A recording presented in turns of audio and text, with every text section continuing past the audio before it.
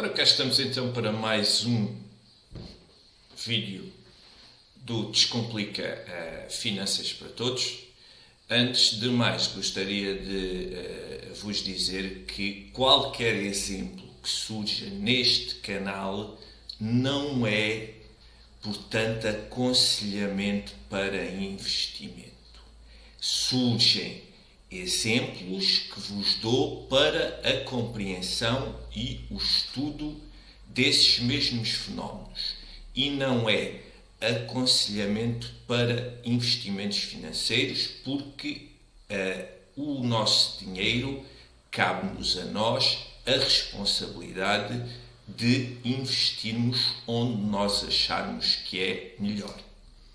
Mantemos as duas frases, portanto, que já trazemos desde o início da criação do canal, saber que o que não sabemos é muito mais do que o que sabemos, partindo sempre deste pressuposto, nós estamos, portanto, ao longo da nossa vida a acumular conhecimento e por vezes caem alguns conhecimentos que temos e surgem outros, e isto é, portanto, o ciclo normal da nossa vida.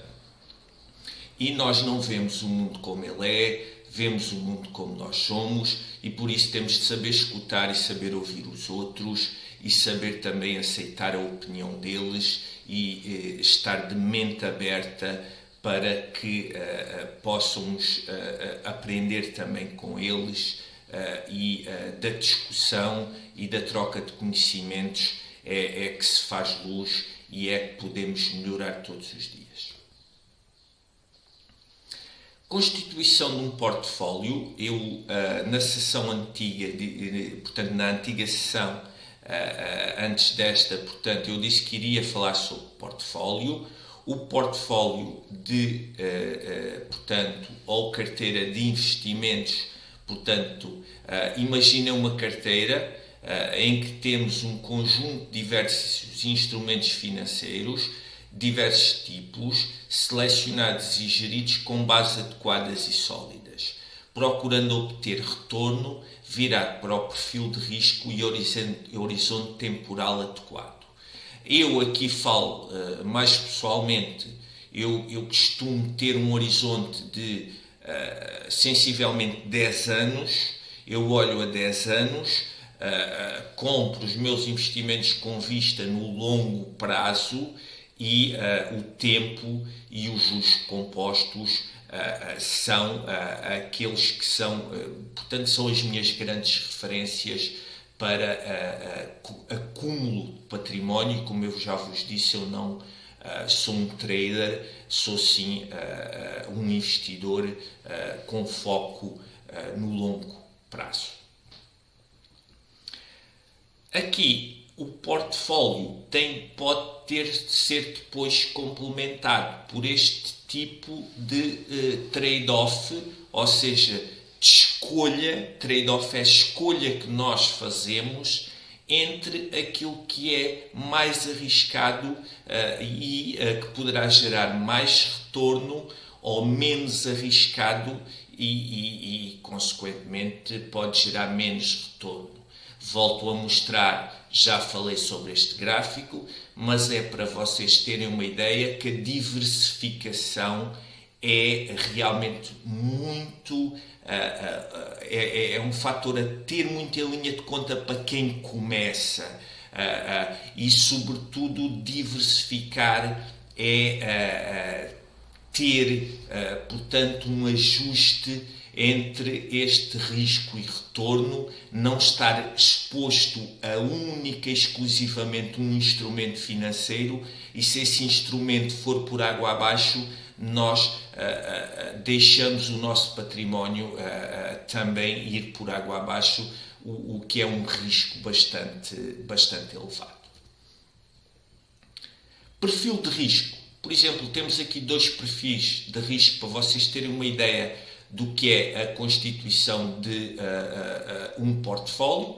Portanto, temos aqui um investidor mais defensivo que tem 30% alocado em dinheiro, 30% alocado em títulos públicos, 20% em ações de empresas sólidas, 10% imobiliários, fundos imobiliários, portanto, e outros 10% que totalizam os 100% em ações tecnológicas. Temos aqui um investidor com uma base mais defensiva.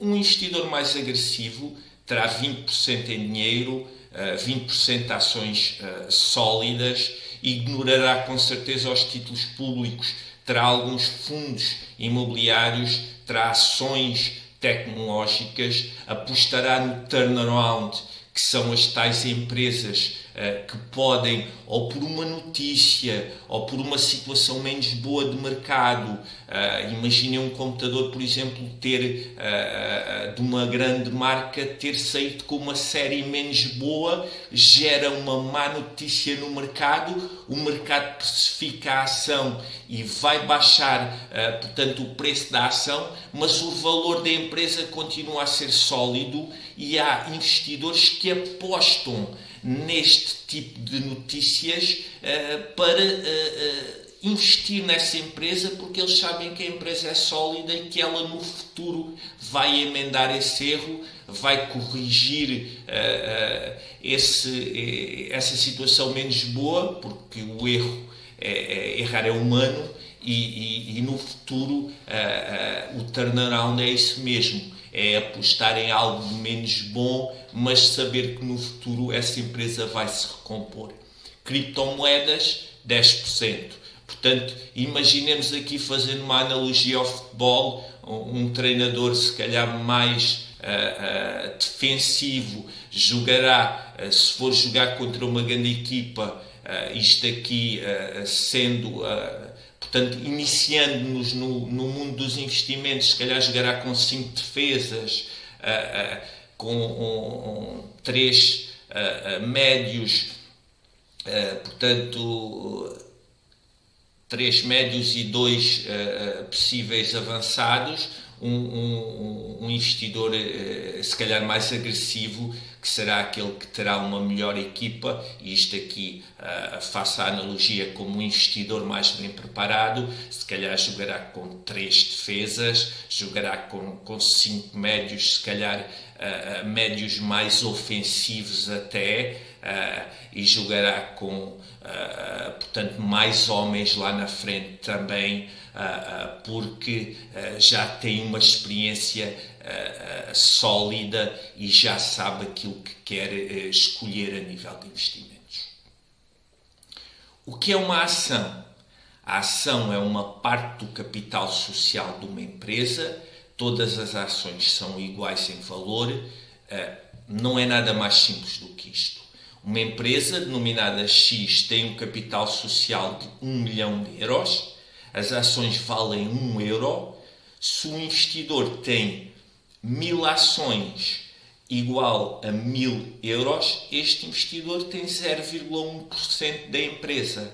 Portanto, a partir daqui, tudo o que sejam dividendos, tudo o que seja a subida e a formação de uma marca no mercado desta empresa, o investidor vai ganhar, portanto, não só no valor que essa empresa vai adquirir no futuro, como também no dividendo que essa empresa pagará naquilo que define nos seus estatutos. Poderá ser de 6 em 6 meses, poderá ser anualmente, e portanto o investidor fica assim com parte a ser praticamente como um dos donos dessa empresa.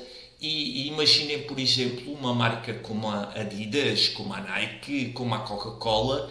Imaginem, quando essas empresas foram formadas, elas foram formadas com um capital social de um determinado valor, mas hoje o valor que a marca tem agregado dá uma capitalização muito maior à empresa, porque é uma marca bastante robusta e o valor da marca em si faz com que a capitalização seja muito superior àquilo que é, digamos que o valor contabilístico, o valor contábil da própria empresa. Voltamos aqui ao nosso gráfico só para vocês terem a tal noção que as ações até à data são, portanto, o ativo que mais valor tem dado provas ao longo do tempo. E atenção que apostar em ações de boas empresas é também uma proteção contra a inflação. Portanto, o dinheiro vai desvalorizando ao longo do tempo, como já vimos. Os governos, portanto, têm uma política de criação de dívida e desvalorização da moeda. Depois também existem choques entre a procura e a oferta, e isso tudo vai ser precificado no futuro. As empresas têm de ajustar os preços conforme a inflação e conforme esse tipo de fenómenos, e portanto as ações são uma forma de proteção também contra a inflação, peço desculpa, porque no futuro a precificação desses produtos, infelizmente para as pessoas, felizmente para quem investe, no futuro o consumidor final é quem vai pagar o valor, portanto, já com o carimbo da inflação, e o investidor vai fazer, portanto, a recolha daquilo que são os dividendos e o valor que a empresa irá adquirir, portanto, ao nível aqui associado ao nível do preço no futuro. Portanto, investir em ações é uma forma também de proteção contra a própria inflação, do que ficar com o dinheiro, entre aspas, a desvalorizar a taxas muito fraquinhas, ou mesmo a desvalorizar parado no banco. O poder dos juros compostos. Em agosto de 1994, a Berkshire completou a sua compra feita ao longo dos últimos anos, neste caso 7 anos, 400 milhões de ações na Coca-Cola, que possuímos agora. O custo total foi de 1,3 bilhões. Estamos aqui com uma citação do Warren Buffett. Portanto, o Warren Buffett é o dono da Berkshire, que detém uma boa parte do capital da Coca-Cola. O dividendo que recebemos da Coca-Cola em 1994 foi de 75 milhões. Em 2022 aumentou para 704 milhões. O crescimento ocorreu todos os anos, tão certo como os aniversários.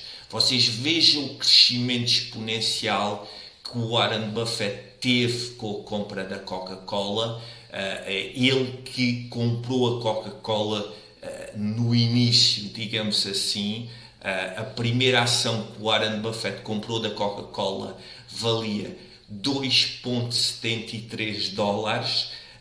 Se a vender hoje, esta vale mais de 60 dólares. Portanto, vocês vejam a paciência, a resiliência, o tempo, os dividendos, os juros compostos consecutivos que o Warren Buffett conseguiu acumular.